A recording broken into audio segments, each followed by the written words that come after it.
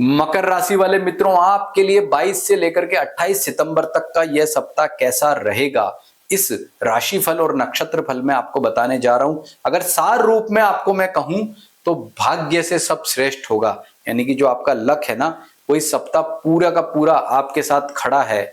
आपका जीवन उत्तम फल उत्तम जो है करने के लिए, तो आपको किन क्षेत्रों में सावधानी रखनी है, क्या उपाय करने हैं, भाग्य को और ज्यादा बेस्ट कैसे करना है, सारी बातें इस वीडियो में मैं आपको बताऊंगा। लेकिन सबसे पहले इस वीडियो को लाइक कर लो, चैनल को सब्सक्राइब कर लो और इस वीडियो को हाइप जरूर करें। और ये जो राशि फल आपको बता रहा हूं या नक्षत्र फल बता रहा हूं, ये आपकी जन्म राशि जन्म नक्षत्र से है। अगर ये आप पता करना चाहते हो तो अपनी date of birth time place या तो कमेंट में लिख देना या व्हाट्सएप पर हमें भेज देना, हम आपको देख करके बता देंगे। लेकिन नीचे लिख देना कि मेरी जन्म राशि या जन्म नक्षत्र बताएं। शुरुआत करते हैं सबसे पहले स्वास्थ्य से। स्वास्थ्य के मामले में मकर राशि वाले व्यक्तियों के लिए सप्ताह कैसा रहेगा, तो देखो भाई, आपके लिए स्वास्थ्य का मामला यहाँ काफी पॉजिटिव दिखाई देता है। आप देखेंगे इन दिनों में रहे सावधान में, कोई भी डेट मैंने यहाँ नहीं लिखी। इसका मतलब क्या है कि चंद्रमा काफी पॉजिटिव तरीके से आपको अच्छे फल प्रदान कर रहा है, अनुकूलता दिखाई देती है, शानदार फल आपके लिए अच्छे दिखाई देते हैं। यानी कि स्वास्थ्य के मामले में ये सप्ताह बहुत ही श्रेष्ठ फल वाला आपके लिए कहा जा सकता है। आर्थिक मामले में देखें तो पॉजिटिविटी दिखती है, धन आगमन के उत्तम योग दिखते हैं। कहीं से कोई पैसा अटका हुआ है, दिक्कत परेशानी है, तो उसमें भी आपका पैसा आएगा।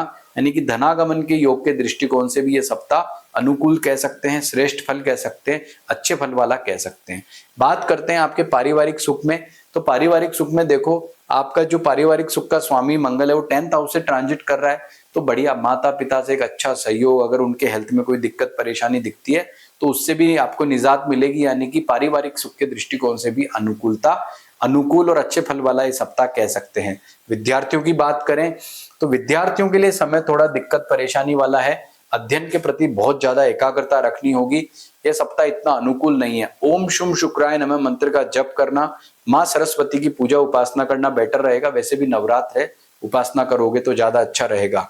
व्यापारियों के लिए समय बड़ा बेटर कह सकते हैं, क्योंकि इस सप्ताह निवेश करना आपके लिए अच्छा कह सकते हैं। और इस सप्ताह निवेश किया गया धन भविष्य में आपको जहां अच्छा लाभ देगा, तो व्यापारिक लाभ भी अनुकूल दिखाई देता है, व्यापार में उन्नति भी अच्छी दिखती है, इस मामले में ठीक है। अब बात करते हैं आपके नौकरी पैसा वाले व्यक्तियों के लिए, तो भाई नौकरी पैसा वालों के लिए समय इतना अच्छा नहीं बना हुआ है।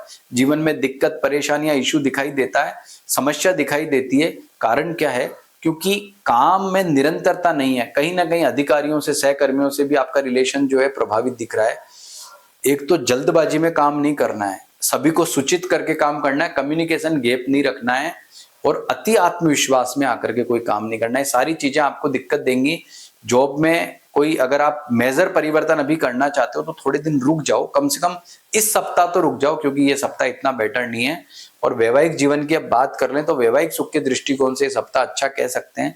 जीवन साथी के साथ में एक स्पेशल बॉन्डिंग दिखती है, लव लाइफ आपकी बेटर रहेगी। रिलेशनशिप में अगर आप हैं तो ये सप्ताह आपके लिए उत्तम फल वाला, श्रेष्ठ फल वाला, अच्छे फल वाला कहा जा सकता है। तो ये तो मैंने आपको बताया आपका राशिफल। अब इसे नक्षत्र फल के द्वारा समझते हैं कि ये कैसा रहेगा। वैसे आपको बता दूं कि बुध ग्रह जो है वो आपका भाग्य का स्वामी है और वो खुद 9th हाउस में ट्रांजिट करके आपको उत्तम फल प्रदान कर रहा है आपके लिए। तभी तो मैंने लाइन लिखी है, भाग्य से सब श्रेष्ठ होगा, अच्छा होगा, बेस्ट होगा और उत्तम फलों की आपको प्राप्ति होगी। और अब जानते हैं नक्षत्र के आधार पर आपका समय कैसा रहेगा। तो नक्षत्र फल में हम देखते हैं कि उत्तराषाढ़ा, श्रवण और धनिष्ठा, इन 3 नक्षत्र में जन्म जो लेते हैं उनका मकर राशि होता है। यदि आपका जन्म उत्तराषाढ़ा नक्षत्र में हुआ है तो आपके लिए भरणी कर्म नक्षत्र और पूर्वा फाल्गुनी क्या है, भाग्य नक्षत्र।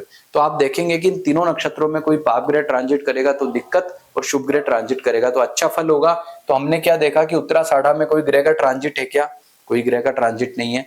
भरणी में भी नहीं है, लेकिन पूर्वा फाल्गुनी नक्षत्र में है।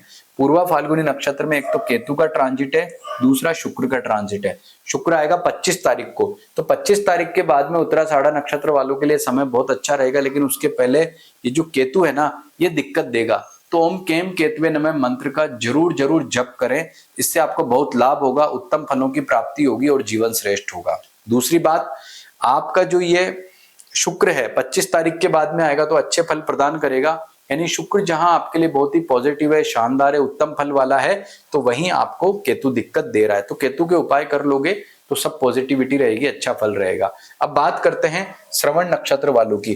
तो जिनका श्रवण नक्षत्र है ना, उनका रोहिणी क्या है, कर्म, और हस्त उनका भाग्य नक्षत्र है। तो क्या है कि जो हस्त नक्षत्र है उसमें सूर्य जो है 27 तारीख के बाद आ रहा है, तो सूर्य आपका यहाँ आना बिल्कुल अच्छा नहीं है। तो हस्त नक्षत्र जिनका है, हस्त नक्षत्र में सूर्य आएगा तो श्रवण को वेद करेगा, दिक्कत देगा, परेशानी देगा। तो भाई सूर्य के उपाय कर लेना। कब कर लेना? आप जो है 27 के बाद, शनिवार 27 तारीख को शनिवार है, ओम गृणी सूर्याय नमः मंत्र का जप जरूर कर लेना, और सूर्य की कारक वस्तुओं का दान करोगे तो पॉजिटिविटी रहेगी। अब बात करते हैं हस्त नक्षत्र में। तो हस्त में बुध जो है वो पूरे सप्ताह रहने वाला है। गौर करना, पूरे सप्ताह, यानी कि जिनका हस्त नक्षत्र है उनको क्या मिलेगा? धन, पैसा, बहुत सारा पैसा मिलेगा, क्योंकि बुध ही तो आपका भाग्य का स्वामी है और बुध ही आपको देता है पैसा। तो बुध यहां आएगा तो आपको क्या देगा? श्रवण नक्षत्र वालों का बहुत सारा धन देने वाला है। प्रसन्न हो जाओ, भगवान गणपति की आराधना करो तो और ज्यादा धन मिलेगा। अब बात करते हैं आपके धनिष्ठा नक्षत्र वालों का। तो धनिष्ठा नक्षत्र वालों का मृगशिरा कर्म और चित्रा उनका जो है वो भाग्य नक्षत्र है। अभी हमने देखा धनिष्ठा में तो कोई ग्रह ट्रांजिट नहीं कर रहा है, मृगशिरा में देखा तो मृगशिरा में भी कोई नहीं है, लेकिन चित्रा में है।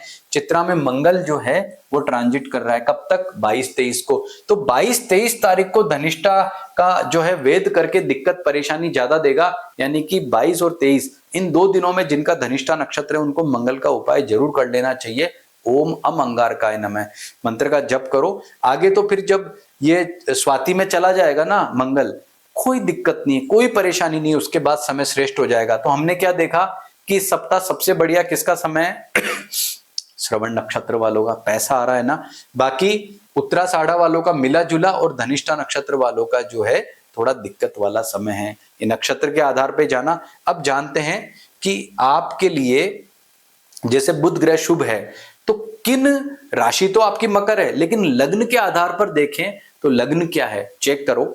अगर आपका लग्न वृषभ है, कन्या है, मकर है, मिथुन है, तुला है, कुंभ है, यानी कि इन 6 राशियों का आपका लग्न है ना भाई, तो ये जो मैंने बात बोली थी ना, धन आएगा, पैसा आएगा, निश्चित तौर पे आएगा।